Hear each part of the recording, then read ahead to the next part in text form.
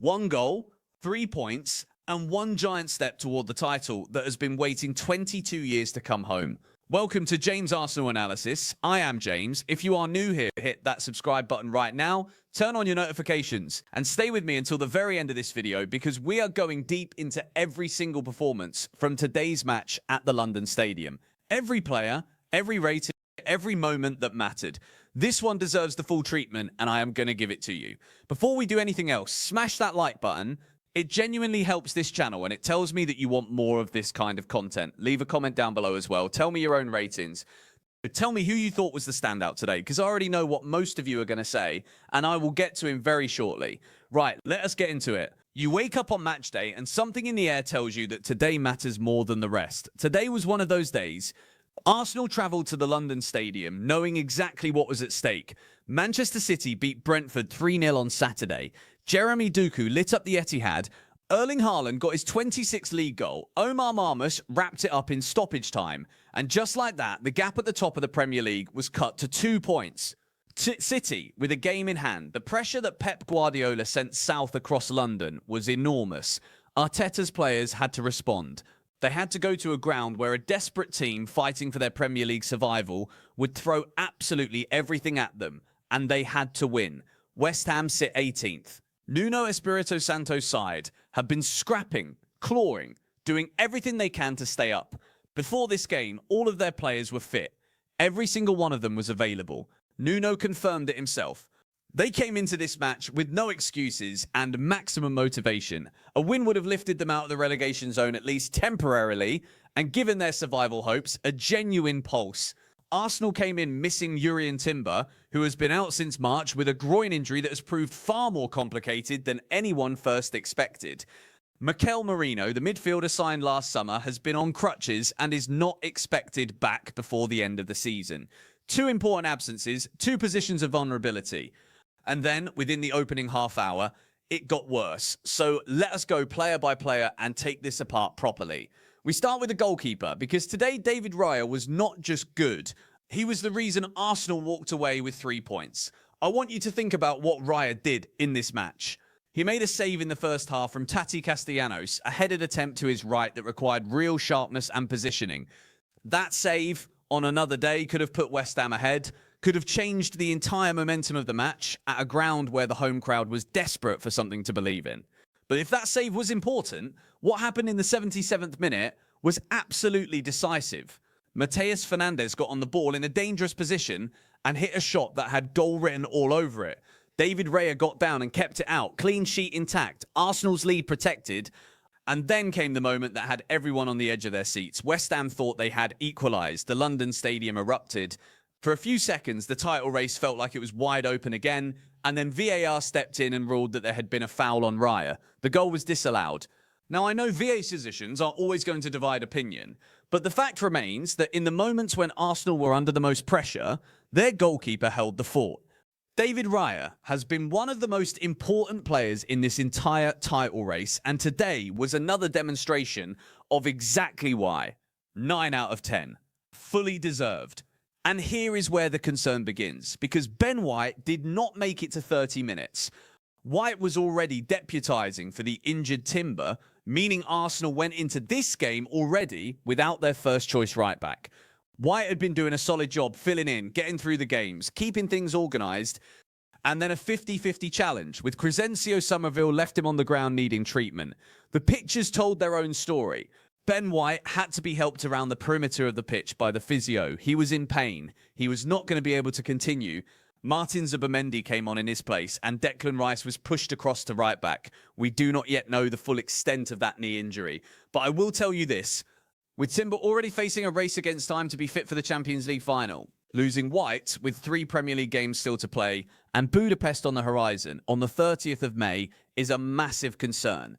Whoever starts at right back against PSG in the Puskas Arena is going to face Kivica Kvaratskhelia or Desire Duty. That is not a job for a makeshift solution. White gets a not applicable rating today because it was not his fault. He came off. In the brief time he was on the pitch, he did nothing wrong. But the image of him limping away from the action is the image that will stay with me from this match. With Rice now at right back and the team rebalancing around the injury, William Saliba was suddenly playing in a very different environment to the one he had prepared for. You could see in the early stages of the second phase that it was uncomfortable.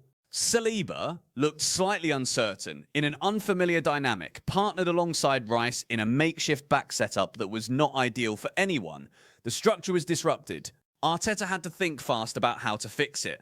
But once Christian Mosquera came on at half-time and Rice was released back into midfield, Saliba settled immediately.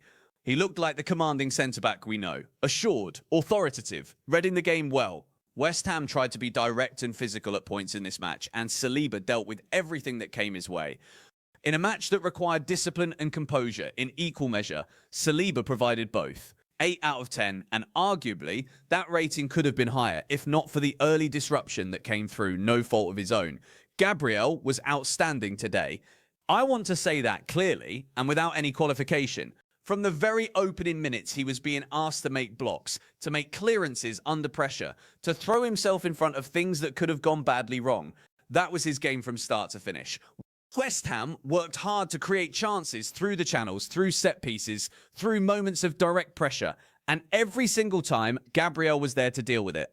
And then in the final minutes, when nerves were at their absolute highest and Arsenal were clinging on to a one-goal lead, Gabriel produced a block that could quite literally prove to be the block that wins Arsenal the Premier League title. That is not hyperbole. When you look back at this season in 10 years' time, people will talk about the moments that made the difference, and Gabriel's defensive work in the closing stages of this match will be part of that conversation. 9 out of 10 for Gabriel. Absolutely superb. The kind of performance that central defenders produce when they understand the magnitude of the moment and they rise to it. Calafiori had a positive first half before being replaced at the break, and his contribution to this game deserves to be properly recognised. The first chance of the match came from Calafiori. Trossard played a lovely ball inside the box and Calafiori got a shot away, which was saved for a corner. It was that corner that then sparked the sequence of events that produced Trossard's opportunities. So in a roundabout way, Calafiori's early energy created the platform for what followed. And then came his second major moment. Rice delivered the ball from a set piece and Calafiori got his head on it. The effort was heading in. And Luz Mavropanos, the former Arsenal man who knows exactly what it means to stop a goal at the other end, managed to get to it on the line, inches away from a goal. Calafiori had to come off at half-time, which casts a shadow over how his match is judged. We will know more in the coming days about the nature of that substitution. But what he did while he was on the pitch was positive, high energy, and exactly what Arsenal needed from him. 7 out of 10. Declan Rice is a phenomenon. I do not think any other player in this Arsenal squad is asked to as much as Rice, and I am not sure any other player in this squad could do what he does across 90 minutes consistently. Today he was forced into the right-back position after White went off. Now let us be honest about something.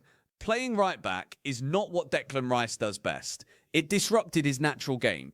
It pulled him away from the positions where he influences matches most powerfully. You could see in the first half that Arsenal were missing his presence in the middle of the park. The midfield lacked its usual control and structure when Rice was shifted out wide. But Rice did not sulk. He did not cause problems. He got on with it. And even from right back, he produced moments of genuine quality. The pass for Saka was brilliant, finding the right angle, threading it into the box with pace and precision. And only Saka's failure to control the ball stopped it from becoming an assist. And then came the moment that will define how Rice is remembered from this match. The 1-2 with Odegaard that produced the goal was as intelligent a piece of combination play as you will see from any midfielder in the Premier League this season. Rice saw the run. He played the ball at exactly the right pace, to exactly the right space. Odegaard converted. Arsenal won, West Ham 0. When Mosquera came on and Rice moved back into midfield at half-time, Arsenal immediately looked more controlled, more dangerous, more like the team that has been at the top of this league all season. 8 out of 10 for Rice. It could easily have been 9. There is no shame in what Miles Lewis-Skelly produced today, and it needs to be understood in its proper context. Lewis-Skelly is 19 years old. He has had a remarkable breakthrough season. The faith Mikel Arteta has shown in him has been repaid many times over throughout this campaign. But today, with Rice at right back and the midfield structure suddenly thrown into unfamiliar territory, Lewis-Skelly found himself partnered with Zubimendi in the middle. That partnership did not work. Both players struggled to impose themselves in that combination, and Arsenal looked unbalanced during that period. When Lewis Skelly was moved back to left-back at half-time, things improved significantly. From that position, he is more comfortable, more natural, and he was able to contribute properly to what became a much better second-half performance. 6 out of 10, a fair reflection of a difficult afternoon, not a verdict on what this young man is capable of. His best football in this Arsenal shirt is still ahead of him, and I genuinely believe that honest assessment. Eberechi Eze has been a significant signing for Arsenal this summer. At £67.5 million, the expectations on him are enormous, and rightly so. He has shown in patches throughout the season that he has the quality to justify that price tag. But today was not one of those days. His first half was quiet. He had a free kick that only managed to find the wall. In a match of this magnitude, at this stage of the season, Arsenal needed Eze to be a creative force, to be someone who could unlock West Ham's defensive shape and create opportunities for the players around him. For the most part, this game passed him by. To be fair to Eze, the structural disruption in the first half affected everyone in that midfield area. The team's shape was not what it normally is, and creative players thrive on structure and certainty around them. When that was absent, Eze struggled to find his rhythm. 5 out of 10. He will be better. He will need to be better between now and Budapest. This is genuinely the hardest rating to give in this entire breakdown because Bukayo Saka is one of the best footballers in the world, and we all know what he is capable of. But today, by his own extraordinary standards, was below par. His first half was quiet, very similar to Eze on the other side. He was not getting into the game, not finding pockets of space, not creating the kind of danger that usually makes opposition defenders lose sleep. He had a shot from outside the box in the early part of the second half that flew high and wide, and then came the moment that sums up Saka's afternoon. Rice played him through with one of those passes that arrive on a plate. All Saka needed to do was control the ball, and he had a clear chance at goal. The control let him down. The chance was gone. In the biggest moments of Arsenal's season, Saka has historically stepped up. He has been that player. This was not one of those occasions, and he will know it. 5 out of 10. I fully expect him to bounce back hard against Burnley. Victor Gyökeres is 9 goals from his last 12 Premier League appearances coming into this match. That tells you everything about the kind of form he has been in during the most critical phase of this season. Today, he was not the man who grabbed the headlines, but his contribution should not be dismissed. He won important physical duels in the first half, he linked up play well in tight spaces, and he showed the work ethic that has impressed Arteta and the supporters throughout this campaign. He had a headed chance from a Saka cross that he did not convert, but he created difficulties for West Ham's defensive line simply by the way he moved and occupied defenders. On a day when Arsenal were not at their fluid best in the attacking third, Gyökeres did the unglamorous work that helped keep the team's shape and movement viable. 6 out of 10. Not his most devastating performance, but a solid contribution from a striker who has transformed Arsenal's attacking threat since arriving from Sporting last summer. And here he is, the man of the moment, the man who Arsenal fans will be talking about for years. Let me take you back through what Trossard did in this match from the very beginning. His first action of real note was a gorgeous pass inside the box to Calafiori, who had that early shot saved. That pass created the chance, and when the resulting corner came in, Trossard got on the end of it and hit the crossbar. The London Stadium crowd could barely breathe. Then, from the follow-up situation, Trossard hit the post. 2 efforts, 2 bits of woodwork. Most players at that point begin to feel the weight of misfortune settle in on their shoulders. Not Trossard. That is the thing about certain footballers. There are players who go quiet after a sequence of near misses. There are players who feel the game slipping away from them and begin to withdraw. And then there are players who have a deep, unshakable confidence in themselves, who simply keep going, who know that their moment is still coming. Leandro Trossard is the second type of player. When the decisive moment arrived, he was there. The goal that could win Arsenal the Premier League title. The goal that was made by Rice and Odegaard, but finished with absolute conviction by Trossard. The man who had already hit the woodwork twice in the same match, coming up with the goal that mattered most when the pressure was at its absolute peak. I cannot put it any other way. That is elite mentality. That is what big players do in big matches. 9 out of 10. Possibly the most important goal Arsenal will have scored all season. Zubimendi came on early in the first half to replace the injured Ben White, which immediately put him in a difficult position. He was not being asked to play his natural game. He was being used to patch up a structural problem that the team needed to solve quickly. The partnership with Lewis Skelly in the middle did not work, as I have already discussed. Zubimendi looked uncomfortable, lacking his usual composure on the ball, and the midfield unit as a whole was disjointed during that period. Arteta recognised the problem and made the change at half-time. 4 out of 10, not a performance that reflects his true quality, but an honest reflection of how things went while he was on the pitch. The half-time introduction of Mosquera was the decision that changed this match. The moment he came on, Declan Rice could go back into midfield, the team's shape was restored, and Arsenal looked like themselves again. Mosquera is 21 years old, and he has been growing in this team all season. Today, he was thrown into a high-stakes London derby with massive title implications against a desperate side fighting for their lives, and he handled it. He was physical when he needed to be. He was composed with the ball. He held his defensive shape. He did exactly what Arteta brought him on to do. 7 out of 10, a match-changing contribution from a young player who is building towards being a significant figure in this Arsenal squad for years to come. Havertz came on and did what good impact substitutes do. He gave the attack a different dimension. He carried the ball well in tight areas and brought a renewed energy to Arsenal's forward play that had been lacking in the first half. 7 out of 10, a positive contribution. Martin Odegaard has not had the assist-heavy season some may have expected from him, but at this stage of the campaign, that absolutely does not matter. What matters is being available for the moment when it counts most, and today, Odegaard was precisely that. The footwork to create the space, the vision to understand the geometry of the Rice pass before it even arrived, the composure to finish, that is what elite playmakers do, and Odegaard delivered it when Arsenal needed it most. 7 out of 10, with the understanding that the one thing he did today was arguably the most important single act in Arsenal's match. Madueke came on and gave freshness to the right side that had been lacking since Saka had a difficult afternoon. He brought energy, directness, and a willingness to take players on.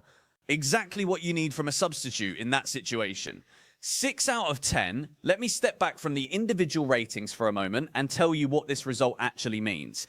Arsenal are still leading the Premier League, 2 points clear of Manchester City with 3 games to play. Arsenal's remaining fixtures are against Burnley and Crystal Palace, alongside today's result at West Ham. If Arteta's side win those games, the title is coming to North London for the first time since 2004. 22 years of waiting, 22 years of near misses, of heartbreak, of seasons that promised everything and delivered just short. 2004. When Thierry Henry was gliding across Premier League pitches and Arsenal were invincible. Since that day, the trophy has gone to other clubs, but not this year.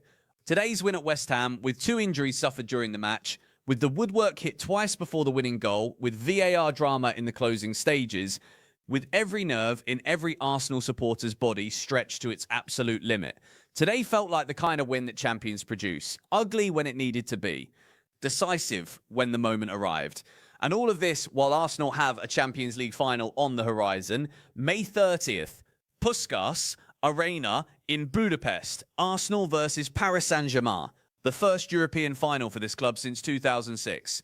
PSG, who ended Arsenal's journey last season, with that semi-final defeat, are standing between the Gunners and history once again.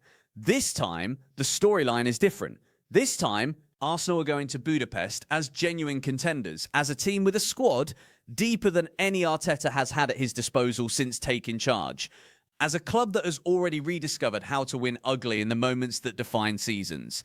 Ben White's knee injury from today adds a complication to those preparations. With Timber already in a race against time, Arteta will need to think carefully about who lines up at right back in Budapest. Mosquera showed today that he can be trusted. Rice has shown before that he can do an emergency job in that position. But the preferred solution will be for medical staff to work a minor miracle over the next 3 weeks and get at least one of those right-backs back to fitness. As for West Ham, today's result leaves them in a deeply precarious position. They are 18th. They face Newcastle United and then Leeds United at home in their final 2 games. They need wins and they need help from elsewhere. Nuno Espirito Santo has done much to steady this club since arriving in September, but the mathematics are brutally unforgiving at this stage. Their fate is very much in the balance.